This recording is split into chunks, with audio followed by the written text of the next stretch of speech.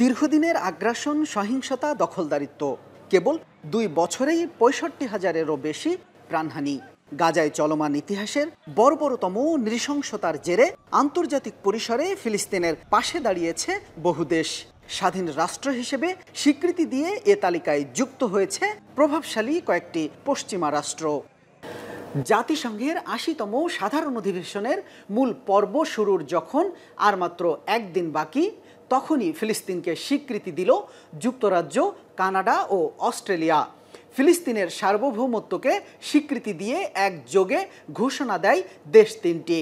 তবে আন্তর্জাতিক অঙ্গনে এ ঘটনা কূটনৈতিক কিংবা রাজনৈতিক মাইলফলক হলেও বাস্তবে এর ভূমিকা কতটুকু?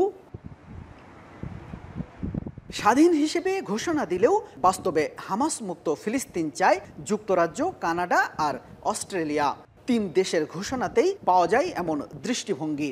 ২ রাষ্ট্রভিত্তিক সমাধান যে হামাসের জন্য কোনো পুরস্কার নয় তা স্পষ্ট করেছেন ব্রিটিশ প্রধানমন্ত্রী কেইর স্টারমার। যুদ্ধবিধ্বস্ত উপত্যকার কোনো দায়িত্বেই থাকতে পারবে না গোষ্ঠীটি, স্পষ্ট বার্তা 10 ডাইনিং স্ট্রিটের। অনেকটা একই সুর অস্ট্রেলিয়ার।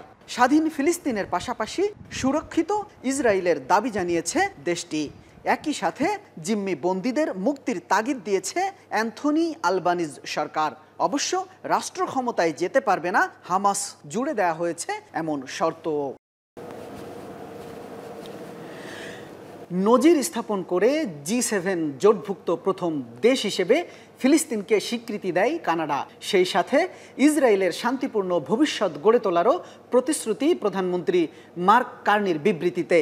৭ অক্টোবর হামাসের হামলার সমালোচনাও ছিল সেই বিবৃতিতে। এটা সত্য, ফিলিস্তিনের স্বীকৃতি ইসরায়েলের ওপর আন্তর্জাতিক চাপ আরও জোরালো করবে। পর্যবেক্ষণ রাষ্ট্র থেকে জাতিসংঘের পূর্ণাঙ্গ সদস্যপদ পাওয়ার প্রক্রিয়াটাও এখন ত্বরান্বিত হবে বলে আশা করা যায়। কিন্তু বাধা হিসেবে ঠায় দাঁড়িয়ে থাকবে যুক্তরাষ্ট্রের ভেটো ক্ষমতা। অবশ্য আন্তর্জাতিক অপরাধ আদালতের মতো সংস্থায় আরও শক্ত এবং পাকাপোক্ত হবে ফিলিস্তিনের অবস্থান। ইসরায়েলের দখলদারিত্ব ইস্যুতে চলা মামলায় কিছুটা প্রাধান্য পাবে ফিলিস্তিন। বিপরীতে চাইলেই পশ্চিম তীরে বসতি বাড়ানো অনেকটাই কঠিন হয়ে উঠবে তেল আবিবের জন্য।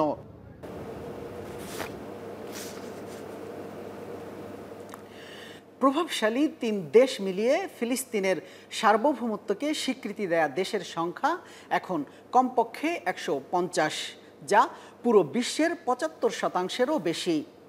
ধারণা করা হচ্ছে এ তালিকায় যুক্ত হবে ইউরোপের আরও কয়েকটি দেশ। দিনে দিনে ফিলিস্তিনকে স্বীকৃতিদানকারী দেশের সংখ্যা বাড়লেও নিপীড়িত গাজাবাসীর প্রশ্ন, কবে থামবে এই হত্যাযজ্ঞ? শামীম রেজা, যমুনা নিউজ।